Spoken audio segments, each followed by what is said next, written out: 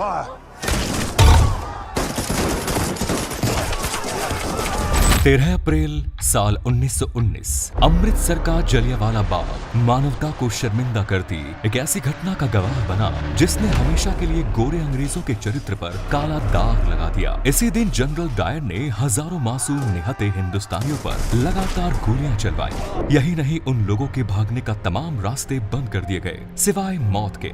उनके पास कोई रास्ता नहीं था। आगे जाकर क्रांतिकारी उधम सिंह ने जलियांवाला बाग हत्याकांड में गोली चलाने का आदेश देने वाले जनरल डायर को गोली मार दी और इस हत्याकांड का बदला ले लिया। लेकिन ये सवाल फिर खड़ा हुआ कि क्या सच में मरने वाला वही व्यक्ति था जिसने उस बाग में गोली चलाने का आदेश दिया? आखिर क्या है इस हत्याकांड के पीछे की क्रूर सच्चाई? वो कौन से सर्कमस्टेंसेस थे जो इस घटना के लिए जिम्मेदार थे?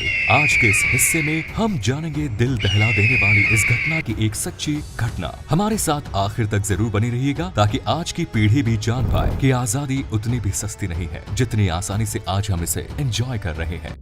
जलियांवाला बाग हत्याकांड की भूमिका उस समय बननी शुरू हुई जब अंग्रेजों ने रॉलेट एक्ट लगाया और देश भर में इसका विरोध शुरू हुआ। वो तारीख थी 10 अप्रैल। रॉलेट एक्ट का विरोध चल रहा था और अंग्रेजों ने इस एक्ट के विरोध करने के लिए सैफुद्दीन किचलू, डॉक्टर सत्यपाल को गिरफ्तार कर लिया गया। रॉलेट एक्ट को उस समय का काला कानून कहा गया था। इस कानून का विरोध महात्मा गांधी ने भी किया था और इसके पास होते ही पूरे देश में इसका जबरदस्त विरोध शुरू हो गया। रॉलेट एक्ट के इस कानून के मुताबिक अंग्रेज बिना किसी जांच पड़ताल और मुकदमे के जब चाहे किसी भी भारतीय को गिरफ्तार करके जेल में भेज सकते थे। रॉलेट एक्ट के विरोध में सैफुद्दीन किचलू और डॉक्टर सत्यपाल की गिरफ्तारी ने आग में घी का काम किया। जनता का आक्रोश अपने उफान पर था, लेकिन तूफान से पहले वाली शांति छा गई। लोगों ने एक बड़े विरोध प्रदर्शन करने के लिए 13 अप्रैल को सुबह जलियांवाला बाग में एक बड़ी सभा करने का निर्णय लिया। सारे के सारे लोग इकट्ठा होते, वहां पर रॉलेट एक्ट का विरोध होता और साथ ही इन दोनों की गिरफ्तारी के विरोध में स्वर मुखर हुए। जलियांवाला बाग में 13 अप्रैल को होने वाली इस रैली की खबर जनरल रेजिनाल्ड डायर को पता चल गई। 13 अप्रैल पंजाब में बैसाखी का दिन भी था। वैसे भी पंजाब में बैसाखी बड़ी ही धूमधाम से मनाई जाती थी। लोग एक तरफ बैसाखी का जश्न मना रहे थे, अपने लोगों से मिल रहे थे और दूसरी तरफ इस सभा की तैयारी चल रही थी। लेकिन जनरल डायर ने इस सभा के खिलाफ पहले से ही तैयारी कर ली थी। उसने 12 अप्रैल को ही अतिरिक्त सैनिक टुकड़ी बुलाकर अपनी तरफ से पूरी तैयारी कर ली। सुबह का वक्त था। लोग बैसाखी के त्योहार के चलते खुशियां मना रहे थे और अपनों से मेल मिलाप करने के बाद लगभग 25,000 लोग जलियांवाला बाग में आम सभा के लिए इकट्ठा हो गए। इधर जनरल डायर भी अपनी पूरी सैन्य टुकड़ी लेकर जलियांवाला बाग की तरफ चला गया। जलियांवाला बाग में भीतर जाने का एक ही रास्ता था। लोगों की शहर सभा हो चुकी थी और उन्हें मालूम भी नहीं था कि कब जनरल डायर अपनी पूरी की पूरी सैन्य टुकड़ी लेकर अंदर दाखिल हुआ और उसने जलियांवाला बाग के मुंह पर तोप रखकर उसने बंद कर दिया। इसके बाद अपने सैनिकों की पोजीशन लेने के बाद जनरल डायर ने सीधे लोगों पर फायर का आदेश दे दिया। बिना किसी चेतावनी के, बिना एक शब्द बोले जनरल डायर के आदेश का पालन करते हुए सैनिकों ने अपनी अपनी बंदूकों का मुंह खोल दिया और लगातार गोलियां लोगों पर बरसने लगी।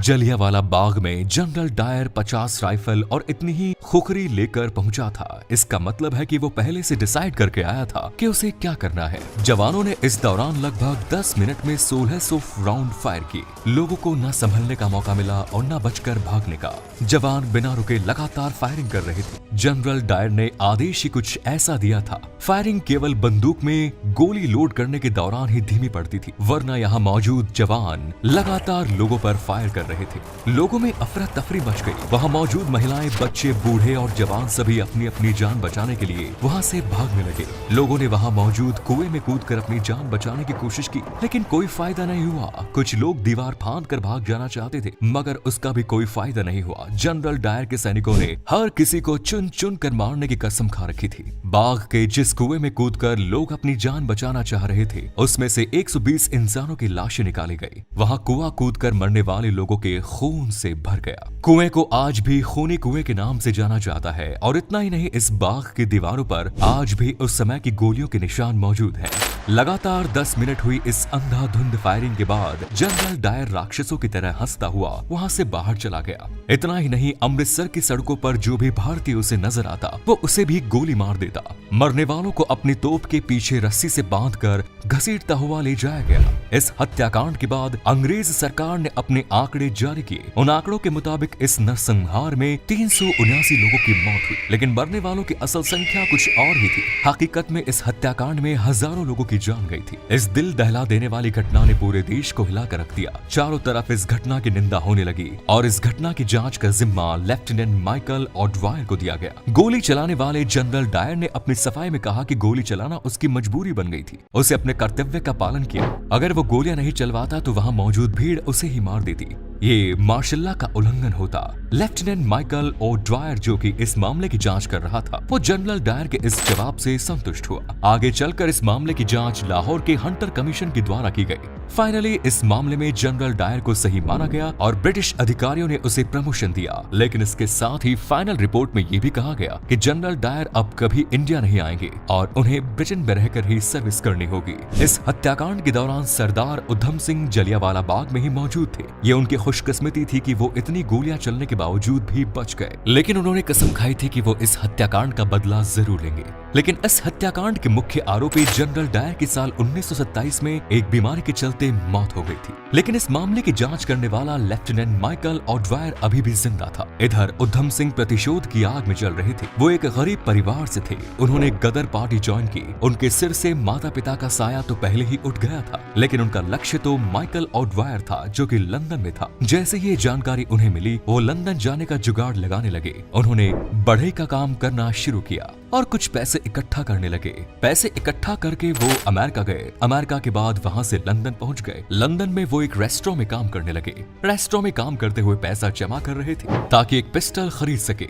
इतने सब काम करने के चक्कर में उधम सिंह को पूरे 21 साल लग गए। आखिरकार फाइनली वो समय भी आ गया जब उधम सिंह अपने लक्ष्य के करीब पहुंचे। साल 1940 में लंदन के क्रैक्सटन हॉल में ईस्ट इंडिया एसोसिएशन और रॉयल सेंट्रल एशियन सोसाइटी की मीटिंग होनी थी। इस मीटिंग में माइकल ऑडवायर भी पहुंचा था और उधम सिंह एक किताब में बंदूक रखकर ले गए थे।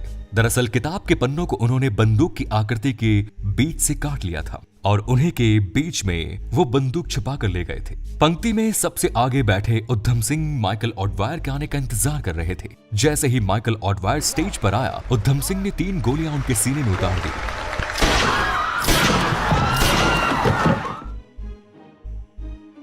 वो वहां से भागे नहीं बल्कि वहीं खड़े हो गए और उन्होंने कहा कि 21 साल बाद जलियांवाला बाग हत्याकांड का बदला ले लिया। उधम सिंह ने वहां अपनी गिरफ्तारी दे दी। इसके बाद 31 जुलाई 1940 को उन्हें फांसी दे दी गई। यहाँ ये बात ध्यान देने लायक है कि जलियांवाला बाग हत्याकांड से जो 2 अंग्रेज अफसर जुड़े हुए थे, उनके नाम काफी मिलते जुलते थे। उनमें से एक जो असली गुनहगार था वो पहले ही अपनी बीमारी के चलते मारा गया, जबकि जिसने गुनहगार को जांच के दौरान बचाया उसे अमर शहीद सरदार उधम सिंह ने मार दिया।